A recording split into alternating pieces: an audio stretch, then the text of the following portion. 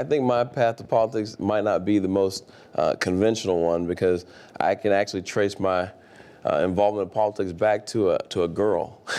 In high school, when I was a senior in high school, I was dating a girl whose dad happened to be a state representative, and I was just looking for an excuse to spend more time with her. And I figured, she'd go by the office after school, and that's where she'd be, and I'd get to spend some time with her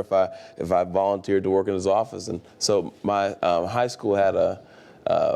community service requirement that you had to do anyway. So I set it up where that was my community service project, and I went and worked in the office and got to see my girlfriend, but then also discovered I had a real interest in politics, and that was sort of my first exposure to it. And interestingly enough, it was the exact same level of politics in the exact same office in the exact same district I ended up running for ultimately. But that's how I started, and kind of got the bug for community service and public service in general, and went off to college, went to Harvard, and then there I was really involved. I mean, pretty much my entire time there, I was really just a community service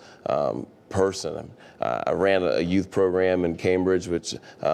the housing projects that were near the university, and spent my summer there, working with those kids, and then came back, ran the community service arm of my fraternity, ran the community service programs for the Black Students Association, just more and more service type activities throughout college, and then